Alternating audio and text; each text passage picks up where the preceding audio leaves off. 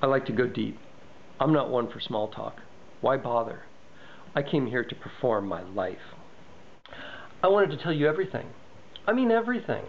I knew there wouldn't be enough time for me to tell the story of how I was the love child of a pair of 16-year-old high school sweethearts who'd been sold over the backyard fence to strangers, or how I read the encyclopedia in grade school instead of going out to recess, how I fell in love in kindergarten for the first time, and how many times I fell in love after that, and how many hearts were broken, none so much as my own.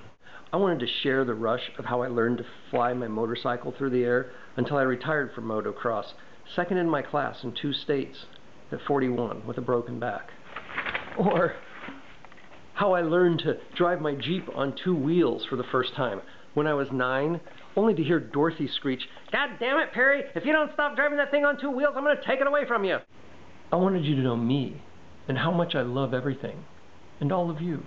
How my favorite yoga teacher, Kitty, saved my life when I had to learn to walk all over again. And I wanted you to know why I had to learn to walk all over. I wanted to intrigue you with the details of 100 lovers and 2 marriages and 2 divorces and the inexplicable forces that gave me the courage of a fool to make such choices. I wanted to enlighten everybody with my understanding of Jung's transcendent function and be an exemplar of how maintaining the tension between opposite poles leads to the arrival of the third thing. I have a dream journal full of nocturnal journeys that I know, if given the time, I could have used to prove that all of the answers we seek are in the dark. Indeed, the darker, all the better, if the stars are what you want to see.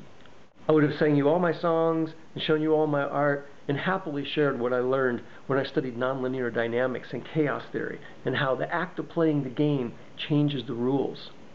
Because if I hadn't learned that one myself, I probably never would have played the prodigal son and taken over the family blacksmith shop that to this day fuels all of my endeavors.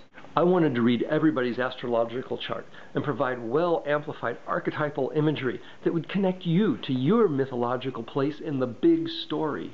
Or at least talk you into coming to flying trapeze school with me so that you could feel in the center of your heart what you feel when you hear the call, "Heck!" and leap into the air and for a moment become a human pendulum, destined to do a backflip into the net 32 feet below. I haven't begun to scratch the surface. I didn't even get to tell the tale of how when I was 42, I reintroduced my biological parents when they hadn't seen each other since before I was born. I was taught to castrate hogs and decapitate buffalo, and I came here to spill my guts.